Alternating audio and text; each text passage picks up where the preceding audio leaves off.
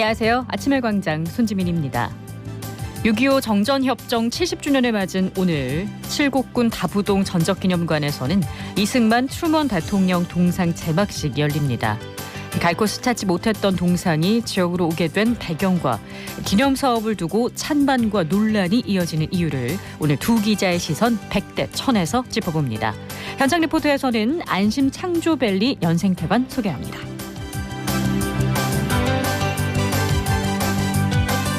7월 27일 목요일 아침의 광장, 오늘도 시사 비타민 알차게 챙겨드립니다. 먼저 이 시각 교통 상황과 날씨 알아보죠. 서유리 리포터. 네, 먼저 고속도로 상황입니다. 대구 포항고속도로 위로 사고 소식 있습니다. 포항 방향 청통 와촌 부근 21km 지점 1차로에 화물차 관련 사고 발생해서 현재 처리 중에 있습니다. 일대 지나신다면 1차로 피해서 안전하게 지나시기 바랍니다. 이어서 중앙고속도로 춘천 방향은 의성 156km 지점부터 161km 지점 1차로에서 중앙분리대 개량 작업하고 있습니다. 이어서 시내도로 살펴봅니다. 앞산 순환도로 상동교 방향 대서 지하차도에서 송현 고가차도 구간, 송현 고가차도 끝지점 1차로에 승용차 고장으로 정차 중입니다. 북비산로 평리내거리에서 서대구역 내거리 구간은 양방향 소통 원활하고요. 구마로 성당 내거리에서 감천 내거리 방향은 각 교차로 신호 한 번에 지납니다. 끝으로 날씨입니다. 오늘 대구와 경북 내륙에는 돌풍과 천둥 번개를 동반한 매우 강한 소나기 내리는 곳이 있겠습니다. 예상 강수량은 5에서 60mm로 최근 많은 비로 지반이 약해진 곳이 많습니다. 비 피해 없도록 대비 잘 해주시기 바랍니다. 한편 낮 최고 기온은 29에서 35도 분포 보이겠는데요. 대부분 지역에 폭염특보 발효 중으로 습도가 높아서 최고 체감온도 33도 이상으로 오르겠습니다. 무더운 날씨에 야외 활동 가급적 자제해 주시기 바랍니다. 현재 대구의 기온은 25.1도, 습도는 85%입니다. 지금까지 서유리였습니다.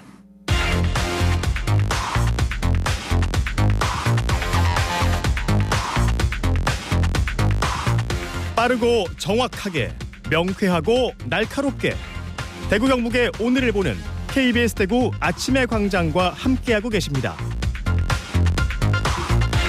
오늘 아침 뉴스 매일신문 김윤기 기자와 함께하겠습니다. 안녕하세요. 예, 안녕하세요. 네, 첫 소식 보겠습니다. 기록적인 폭우를 쏟아낸 올해 장마가 사실상 끝났습니다. 기상청은 중부지방과 남부지방의 장마가 어제부터 끝났다고 밝혔습니다.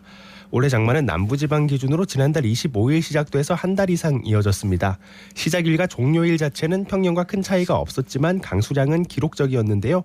전국 평균 강수량은 648mm로 1973년 이후 세 번째로 많은 해였습니다. 네, 이렇게 기록적인 강수량이 나온 이유가 뭘까요? 예, 우선 지구온난화로 인한 해수면 온도 상승, 즉 엘니뇨 현상이 기저에 있습니다. 이 때문에 올해는 북태평양 고기압이 평년보다 북서쪽으로 더 확장하면서 한반도에 고온다습한 공기가 강하게 유입됐습니다. 동시에 북쪽에서는 건조한 공기가 지속적으로 유입됐는데요. 결과적으로 대기 불안정과 함께 비를 뿌리는 정체전선이 활성화되면서 비가 많이 쏟아지는 환경이 됐습니다. 남은 여름 동안은 대체로 맑은 날이 많고 폭염과 함께 간헐적인 소나기가 이어질 걸로 보입니다. 네, 이제는 또 폭염 대비를 단단히 해야겠습니다. 다음 소식 보죠. 수해 골프와 막말 논란을 빚은 홍준표 대구시장이 당원권 정지 10개월의 징계를 받았습니다. 국민의힘 중앙단 윤리위원회는 어제 이 같은 징계를 만장일치로 의결했습니다. 징계 사유는 전국적인 폭우로 큰 피해가 발생한 지난 15일 골프를 친 행위가 당 윤리규칙을 위반했고 이후 부적절한 언론 인터뷰와 SNS상 글을 남긴 부분도 마찬가지로 판단했습니다.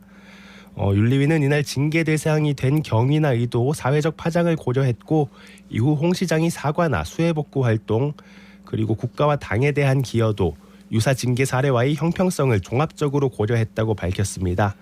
홍 시장은 자신이 SNS에 더 이상 이 문제로 왈가왈부하지 않았으면 좋겠다는 글을 올리며 징계 결과를 수용했습니다.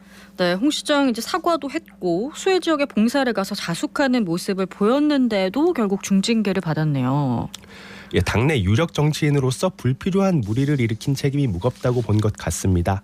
네. 또 대국민 사과를 했다고 경징계로 감형되는 선례를 남길 수 없었다는 고려도 있었던 걸로 보이고요. 이번 징계로 인해서 대구시장으로서의 활동에는 지장이 없지만 당원으로서의 권리는 누릴 수 없습니다.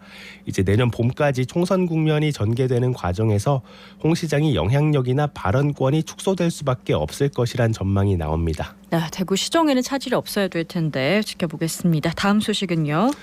킥보드 음주운전이 의심된다는 신고를 당하고도 현장을 이탈한 대구의 경찰관이 내부 징계위원회에서 불문 경고 처분을 받았습니다. 대구 수성경찰서 A경위는 지난달 7일 오후 10시쯤 범어내거리 인근에서 킥보드를 타고 가다 시내버스 운전기사와 시비가 붙었는데요. 버스기사는 A경위가 킥보드를 타는 모습에서 음주운전이 의심된다고 경찰에 신고했습니다. 하지만 경찰이 출동했을 때 A경위는 이미 자리를 피했는데요. 버스기사가 크게 흥분해서 시비가 커질까 우려돼 현장을 떠났다는 게 A경위 해명입니다.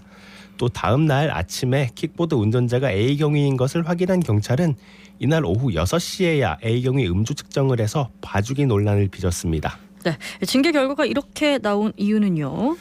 수성경찰서는 감찰 결과 A경위가 사건 직전까지 집에 머물다가 개인적인 용무로 경찰서까지 킥보드를 타고 왔고 음주운전을 했다는 물증은 없는 상황이라고 밝혔습니다. 네. 다만 경찰관으로서 불필요한 오해를 사고 사회적 물의를 일으킨 책임을 물었다는 입장입니다. 또 킥보드의 경우 설사 음주 상태로 탔다 하더라도 형사처벌 대상이 아닌 점도 고려했다고 밝혔습니다. 네, 설명하기 어려운 상황이 있었는데요. 오얏나무 아래서 갓근 고쳐매는 일은 없어야겠습니다. 다음 소식 보죠. 경찰에 붙잡히고도 불구속 상태에서 보이스피싱 현금 수거책 역할을 지속한 40대 여성이 결국 구속됐습니다. 대구지검은 어제 보이스피싱 현금 수거책 A씨를 구속 기소했다고 밝혔습니다. A씨가 속한 조직은 금융기관 직원을 사칭하면서 저금리 대출을 미끼로 피해자들에게 접근했는데요. A씨는 지난해 하반기부터 약 6개월간 15회에 걸쳐 12명에게서 2억 6천만 원 상당을 가로챈 혐의를 받고 있습니다. A씨는 지난해 12월 경찰에 현행범으로 체포됐으나 이후로도 불구속 상태에서 9차례에 걸쳐 범행을 반복했습니다. 경찰에 붙잡힌 후 피해자만 8명에 피해액은 1억 3천만 원에 달했습니다. 네, 경찰에 붙잡히고도 범행을 이어가다니 처벌이 좀 무거워질 것 같은데요. 검찰도 이렇게 한번 체포된 이후로도 범행을 지속하는 경우는 상당히 드문 사례라고 밝혔습니다. 네. 이 현금 수거책의 경우에는 자신이 보이스피싱 범행에 가담하는 줄은 몰랐다고 범행 의도를 부인하면서 선처를 탄원하는 경우가 많고 네. 또 그래서 구속영장 신청 자체가 안 이루어지는 경우가 많은데요. A씨의 경우에는 피해 금액도 크고 또 알면서도 범행을 이어왔기 때문에 엄벌을 피하지 못할 걸로 보입니다. 네, 마지막으로 소식 하나 더 보죠. 이제 본격적인 여름휴가철이죠. 한국도로공사 대구경북본부는 이달 25일부터 다음 달 15일까지 대구경북 고속도로 교통량이 하루 평균 48만 대로 지난해 같은 기간보다 8.7% 증가할 걸로 예측했습니다. 도로공사는 일부 휴게소에서 차량 무상정비 서비스를 실시하고 졸음쉼터에는 그늘막을 설치해뒀다고 밝혔습니다. 네, 행복한 휴가길 안전이 우선입니다. 오늘 아침 뉴스 매일신문 김윤기 기자였습니다. 고맙습니다. 예, 감사합니다. 예, 안녕하세요. 저는 전통공예 중에 낮은 칠기를 하고 있는 대구광역시 명장 이종윤이라고 합니다. 낮은 칠기는 조개 껍질을 얇게 종이장처럼 갈아낸 자개를 이용하여 여러 가지 문양을 세공하고 그 기물의 표면에 붙여서 오칠을 여러 번 바르고 자개등 위에 칠을 긁어내고 광내기를 하여 마무리를 하면 낮은 칠기가 완성이 된다고 말씀드릴 수 있습니다. 저도 공방에서 작업은 물론이고 개인전, 회원전 기회가 될 때마다 낮은 칠기 홍보와 체험을 많이 하고 있습니다. 낮은 칠기는 한마디로 말씀드리면 저의 천직이라고 생각합니다. 전통공예를 이어간다는 것은 쉬운 일은 아니고 수많은 역경과 고통을 견디면서 작품 하나하나를 만들고 전시를 하고 제자들의 전승을 지도하면서 보람도 있고 낮은 칠기에 대한 사명감과 자부심으로 많은 작품을 남기고 싶은 욕심이 있습니다. 제가 얼마 전에도 작품을 만드는 것 중에 우리 것은 소중한 것이라고 명제를 붙인 적이 있는데 유구한 역사와 빛나는 문화유산을 이어가고 또 이어가야 할 책임과 의무가 우리 모두에게 있으니 시민 여러분 전통공예 낮은 칠기를 많이 사랑해 주십시오.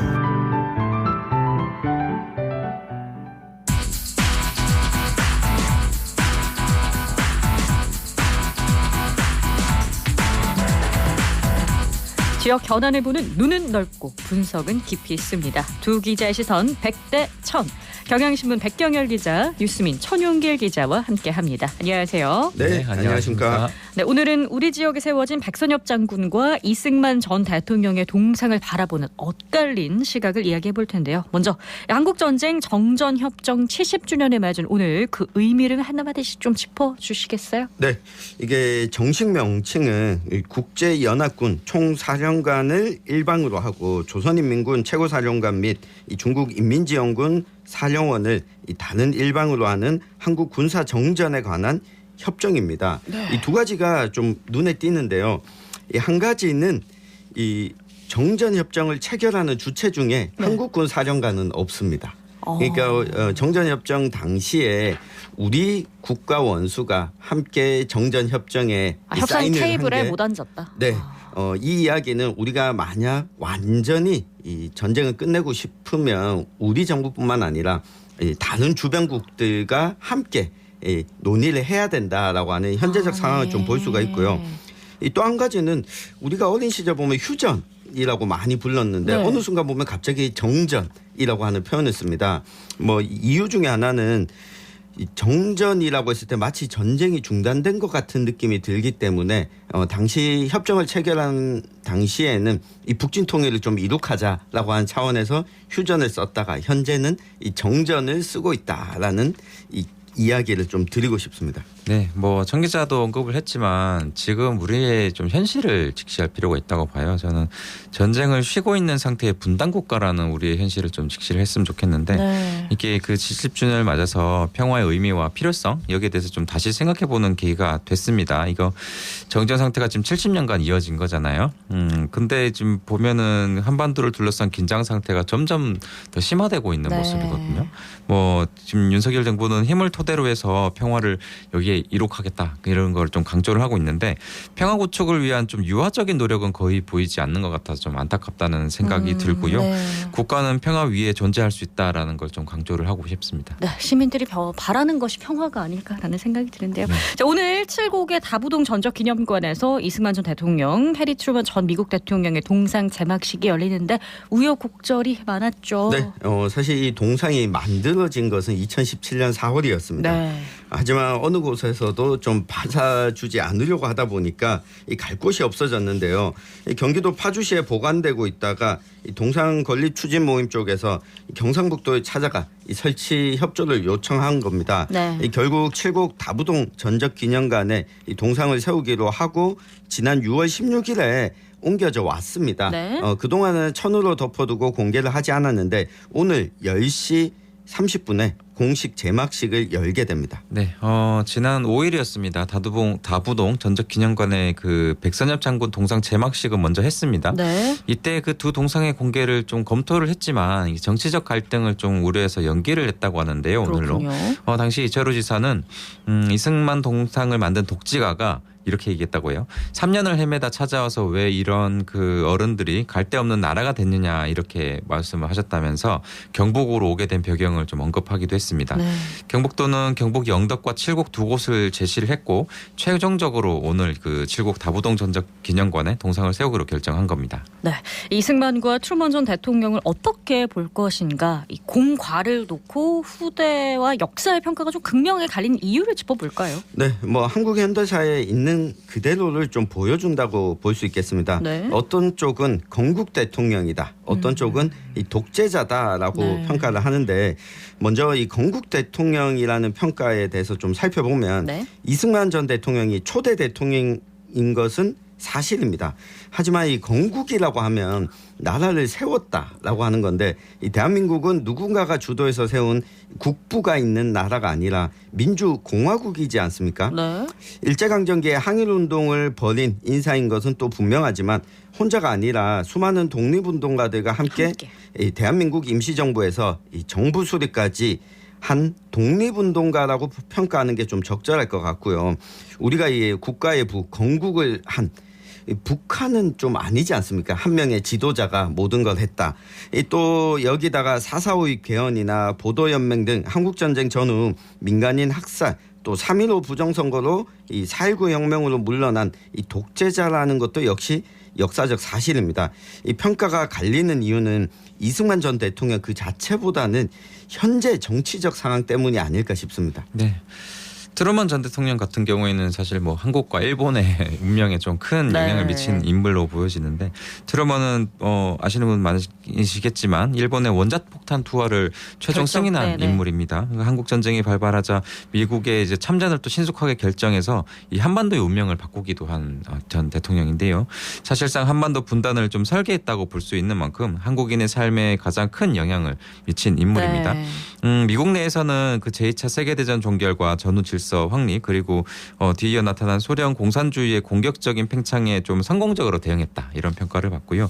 이 냉전과 6.25 전쟁을 주도하면서 미국의 국제적 위상을 뭐 세계의 지도 국가로 좀 굳힌 점을 좀 높이 평가를 받고 있어요. 그래서 지금도 뭐 영대 대통령 평가를 하면 10위권 안에 항상 들어가는 인물로 그려집니다. 전에 트루먼 전 대통령의 이미지가 뭔가 힘의 대통령이라는 그렇죠. 느낌인데 평가는 어쨌든 엇갈리는 상황입니다. 정부는 이승만 기념관 건립 사업도 추진한다는 발표를 했고요. 네, 뭐 이승만 대통령 기념관 건립 추진위원회가 이제 발족을 했습니다. 네. 국가보훈부는 내년부터 460억 원을 들여서 민관 합동으로 기념관 건립을 추진하기로 했는데요. 네. 이때 이에 3.15 의거와 부마항쟁 등 관련 시민사회단체들이 좀 반발하면서 지난 화요일에 기자회견을 열었습니다. 이승만 기념 사업은 헌법을 무시하고 12년간 나라를 통치하다가 국민들의 저항으로 쫓겨난 이 독재자를 찬양하는 건 이제 역사 왜곡이다 이렇게 주장하면서 강력하게 좀 반대를 하고 있습니다. 네, 뭐 그동안 이승만 전 대통령 명예회복을 꾀하는 움직임은 계속 있었는데 네. 이 윤석열 정부가 이 건국 대통령 띄우기에 이렇게 나서는 데는 이 보수 지지층을 좀 결집시키려는 의도가 깔려 있다는 해석이 나오고 있습니다. 네. 앞서 이 박민식 국가보훈부 장관이 이 대한민국의 초석을 만든 대표적 인물이 이승만, 이 박정희 대통령 그리고 이 백선엽 장군이다 언론에 이렇게 밝히기도 했는데요. 최근 들어서 후쿠시마 오염수 방류처럼 일본과의 관계가 좀 껄끄럽고 국민들의 이 반대 여론이 높은 상황에서 이 반일보다는 반북으로 가야 된다라고 하는 이념적 선긋기가 아니냐 이런 해석도 나옵니다. 정치적인 해석이 좀 나오고 있는데요. 최근 국가보훈부는 국립대전 현충원 누리집에 고 백선엽 장군을 친일 반민족 행위자라고 적은 내용을 삭제했다라고 밝혔습니다. 아마 뉴스로 많이 접하셨을 텐데 이것도 논란이 있죠. 네, 이 홈페이지에 보면 현충원의 안장자 검색과 온라인 참배란에서 이 백선엽을 검색하면 비고란에 무공문장 수여자라는 사실과 함께 친일 반민족 행위 이 행위자로 결정됐다라고 하는 문구가 기재되어 있었는데 네. 이번 주 월요일부터 사라졌습니다. 이 보훈부에서는 이 법적 근거도 없이 안장 자격이 된 공적과 관계없는 문구를 기재하는 것은 부적합하다고 본다. 이렇게 판단했다고 밝힌 겁니다. 네, 백선엽 장군의 유적이 지난 2월이었습니다. 그 친일 반민족 행위자라는 문구 기재가 국립묘지법에 위배된다는 점 그리고 그 사자와 유족에 대한 명예훼손에 해당한다는 점 등을 이유로 이 문구 삭제를 요청하는 탄원서를 제출했거든요. 네. 여기에는 이제 백선엽 장군이 친일 행정을 했다는 객관적인 증거가 없다는 사실도 이제 함께 주장을 했습니다. 이에 대해서 이제 박민식 보훈부 장관이 백선엽 장군이 간도 특설대에 복무한 것은 사실이지만 네. 독립군을 토벌했다는 객관적 자료가 없다 같은 취지로 이렇게 얘기를 했고요. 친일 반민족 행위자로 결정할 당시 반대하는 목소리가 있었음에도 이 다수의 힘으로 밀어붙인 건데 네. 위원회의 결정이 곧 역사적 사실이 되는 건 아니다. 뭐 이런 소신을 밝혔습니다. 네, 역사적 근거에 대한 논란이 있는데 고 백선엽 장군은 이제 한국 전쟁의 영웅이면서 또 한편으로는 친일 행적 때문에 많은 분들이 평가를 좀 엇갈려 하시는 분들 계시더라고요. 네, 특히 칠곡 다부동 전적기념관에 동상이 세워진 이유가 6.25 전쟁 당시에 이 다부동 전투에서 이 한 개 사단으로 북한군 3개 사단을 물리치는 이 대활약을 펼치기도 했습니다. 네. 한국군 최초의 사성 장군이기도 하고요. 이 때문에 뭐 동상이 세워지게 됐는데 네. 이 성금만 하더라도 약 2억 5천만 원 모이기도 했습니다. 네, 노무현 정부 당시 구성된 그 대한민국 친일 반민족 행위 진상규명위의 자료를 보면요. 네. 이제 그 앞서 이제 뭐 군대 복무 경험이 있고 경력이 있고요. 백선엽 장군이 특히 1941년부터 45년까지 만주국군 장교로서 침략 전쟁에 협력을 했고 간도 특수대 장교로서 이제 활약을 했는데 일제 침략 전쟁에 적극 협력했다면 이를 친일 반민족 행위로 지금 규정한 이런 이력이 있긴 했습니다. 그렇군요. 역사적 인물의 공과는 일단 후세가 평가를 해야 될 일인데 이 문제 어떻게 봐야 될지 마지막 정리 한번 해볼까요? 네, 한마디로 정리하면 이 명감을 그대로 다뤄주는 게 그 사람을 위한 예의가 아닐까 싶은데요. 이렇게 공만 강조하면 이 백선엽 장군이나 이승만 전 대통령을 이 두 번 죽이는 행위가 될 수 있다. 오히려 비판적인 사람들이 아예 멀리하게 된다. 이 말씀을 드리겠습니다. 네, 저는 이제 그 확실한 기준이 있어야 된다고 보는데 이게 정부가 바뀔 때마다 이게 그 임의로 독립유공자 기준을 바뀌는 게 좀 이게 국민이 어떻게 납득할지 모르겠어요. 이런 그 이제 고무줄 잣대 이런 게 문제라고 생각을 하고요. 적어도 이제 오늘의 시선의 한마디로 저는 적어도 역사에 한해서만은 이런 고무줄 잣대를 좀 들이대지 말자. 뭐 이런 정리를 해보겠습니다. 네, 두 기자의 시선 백대천 경향신문 백경열 기자, 뉴스민 천용길 기자였습니다. 고맙습니다. 감사합니다.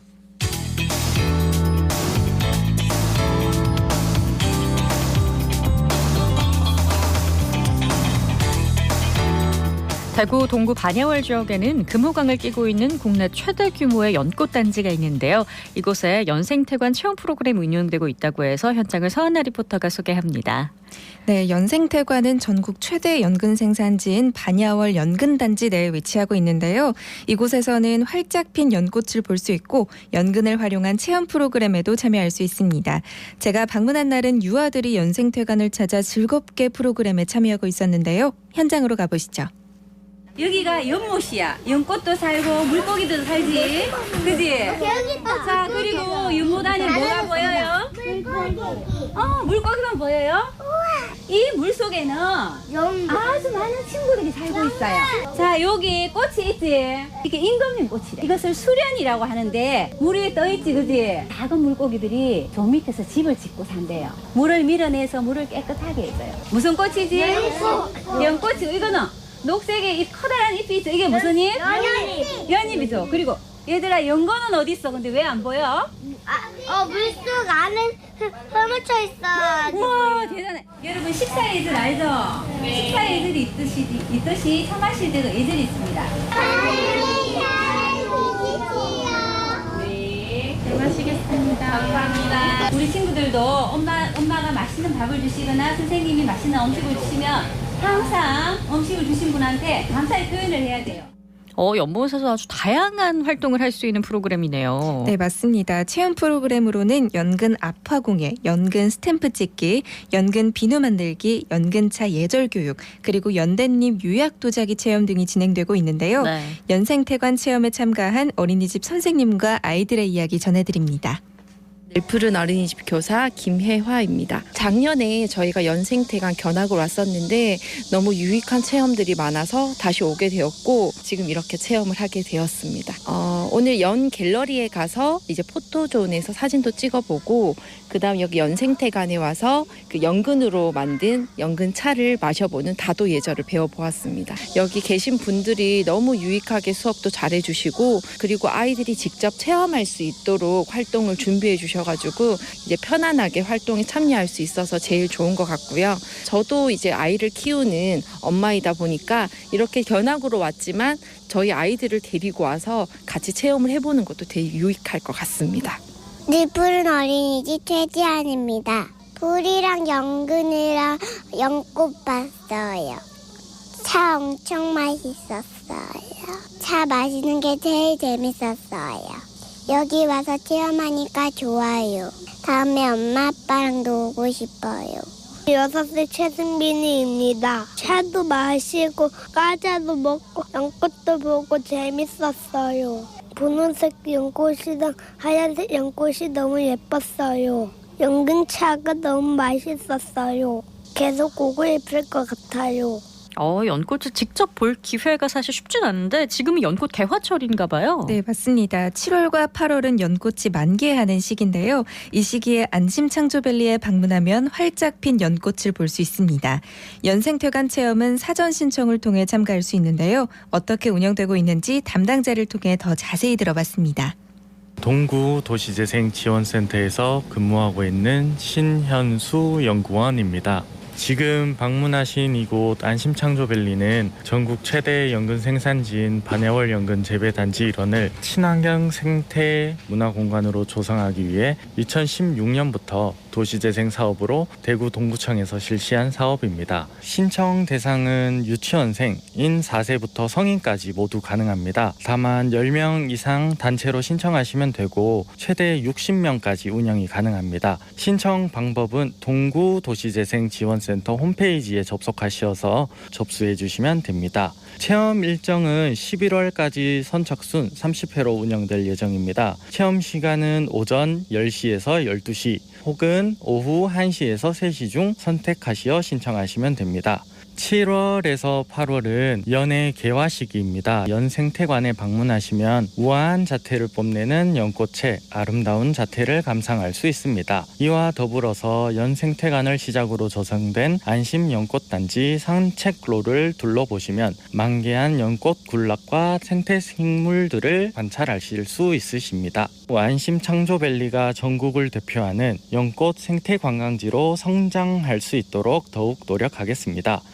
활짝 핀 연꽃과 함께 다양한 체험을 즐길 수 있는 연생태관 체험 프로그램이었는데요. 관심 있는 분들은 방문하셔서 재미있고 유익한 시간 보내셔도 좋겠습니다. 네, 서하나 리포터 오늘 소식 잘 들었습니다. 고맙습니다. 네, 고맙습니다. 네, 오늘 대구 경북 전 지역에 폭염특보가 내려져 있습니다. 긴 장마가 끝나고 가마솥 더위가 시작이 됐는데요. 오늘 대구 낮 최고 기온은 34도까지, 경산은 35도까지 오르고요. 습도까지 더해져서 매우 덥겠습니다. 게다가 대기가 불안정해서 가끔 소나기 내리는 날도 많겠다고 하니까요. 온열 질환 주의하셔야겠습니다. 7월 27일 아침의 광장 여기서 마칩니다. 오늘도 고맙습니다.